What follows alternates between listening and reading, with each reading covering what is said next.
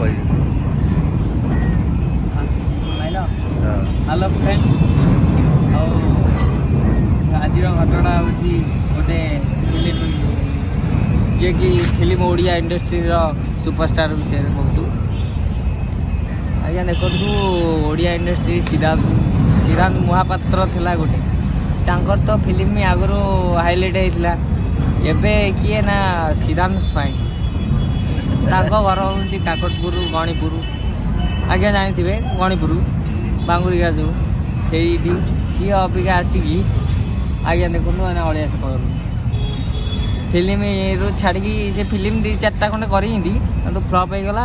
ସେଠୁ ହାତରୁ ପଇସା କରିଥିଲେ କିନ୍ତୁ ଫ୍ଲପ୍ ହେଇଗଲା, କିଛି ଲାଭ ହେଲାନି। ଏଇଠି ତାଙ୍କ ସଡ଼ୁକୁ ରଖିଦେଲେ ହେଉଛି ଗୁଣ୍ଡା, ଏଇ ସଡ଼ୁ ଗୁଣ୍ଡା ଥିଲେ ଏଇ ଯୋଉ ବହି ଆଜ୍ଞା ସିଏ ହେଉଛି ଗୁଣ୍ଡା ଥିଲେ, ରୋଲ୍ କରୁଥିଲେ। ଶହେ ମିନିଟ୍ ଅବିକା ଆସିକି ଅଳିଆ ଫଳିଆ ସଫା ମାନେ କି ଯୁଗ ଦେଖ ମାନେ 2023ରେ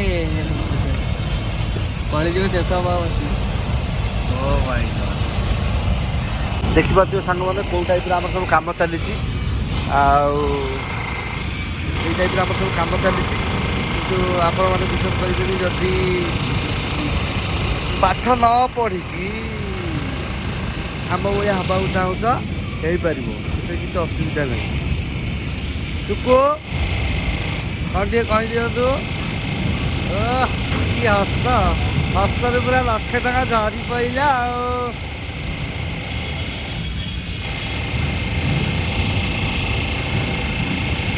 ତାକୁ ବୁଝଉଛି ନିଜେ ତ ଖାଲି ଖଟୁଛି ଦାଦନ, ଆଉ ଗୋଟେ ଦାଦନକୁ ବୁଝଉଛି। ପାଠ ଯଦି ପଢ଼ିଥିବ ଏଇ ଟାଇପ୍ର ଅଫିସର ହେଇକି ପାଖରେ ଠିଆ ହବ, ନହେଲେ ଆମରି ଭଳିଆ ଚିନ୍ତାଟା କଟେଇବ।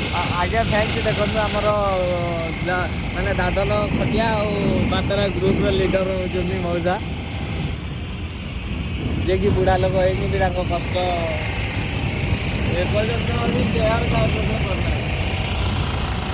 କ'ଣ କୁହନ୍ତୁ? ମୁଁ କହିଲି ଆପଣ ତ ଦେଖୁଥିବେ ମଉଜାର ଅବସ୍ଥା, 3-3ଟା ବୋଝ ମୁଣ୍ଡ ଉପରେ ଆସିଛନ୍ତି, ସେଥିପାଇଁ ଘଟୁନି। ଦେଶ ବହୁତ ଦୂର। ପାଠ ଯଦି ପଢ଼ିଥାନ୍ତେ କ'ଣ ହେଇଥାନ୍ତେ? ପାଠ ଯଦି ପଢ଼ିଥାନ୍ତେ ଏଇ ଦେଖନ୍ତୁ ସେଠି ଜଣେ ଠିଆ ହେଇଛନ୍ତି ବାବୁ, ତାଙ୍କ ଭଳିଆ ନା କମ୍ପାନୀ ଷ୍ଟାଫ୍ ପାଇଁ ଠିଆ ହେଇନାହାନ୍ତି ନା। ଆଉ ଦେଖନ୍ତୁ ସିଧା ହେଲମେଟ୍ ସାର୍ଟ ପୁରା ପିନ୍ଧିକି ଅବସ୍ଥା ଅଛି। ଏପଟେ ଓଲ୍ଡ ଯାଇଛନ୍ତି ପାଠ କାହିଁ ପଢ଼ିଲନି? ଏ ଚିକୁ ପାଠ କାହିଁ ପଢ଼ିଲନି ଟିକେ କହିଦିଅ।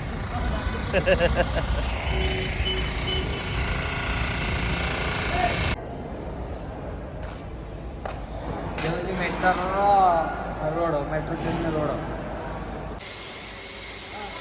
ସାଙ୍ଗମାନେ ଦେଖିପାରୁଥିବେ ଆମର ଭିଡ଼ ଚାଲିଛି, ଆମର ମାଲ ଏବେ ପଡ଼ିବ ତଳେ,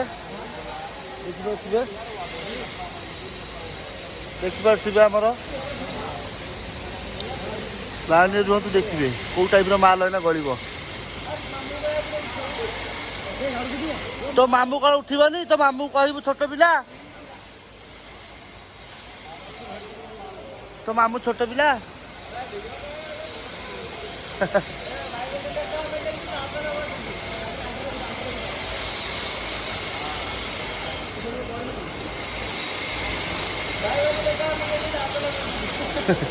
ଏଇଭଳିଆ ଦାଦନ ଘଟିବ ଯଦି ପାଠ ନ ପଢ଼ିବ।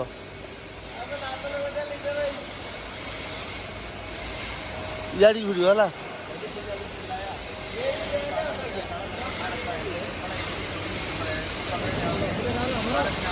ପାଠ ନ ପଢ଼ିଲେ ଏଇଭଳିଆ ଦାଦନ ଘଟିବ।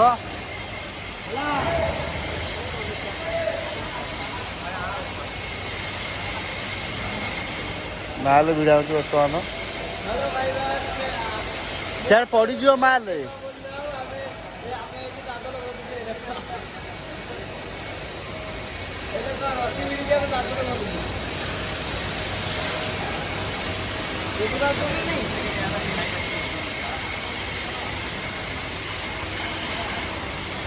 ପାଣି କାଦ ହଉଛି, ଆମେ ଦାଦନ ଘଟୁଛୁ।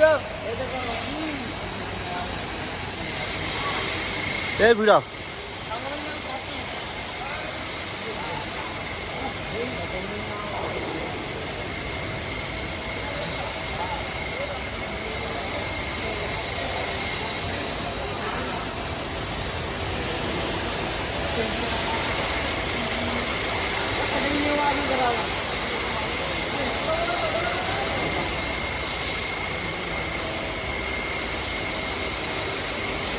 ପଡ଼ିଯିବ ମାଲ ଭିଡ଼ିବୁ ଖାଲ ଗାଈ କଲା ବେଳକୁ ସେଆଡ଼େ ମାଲ ପଡ଼ିଯାଇଥିବ ତଳେ।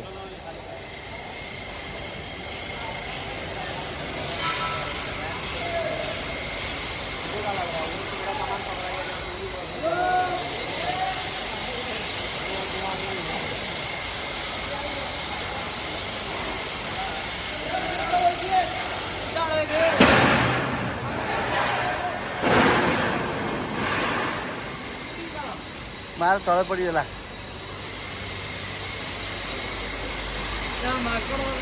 ଯୋଉ ମାଙ୍କଡ ବଇଛି ଡାଳରେ ମାଲ ପଇଲା ବାଳରେ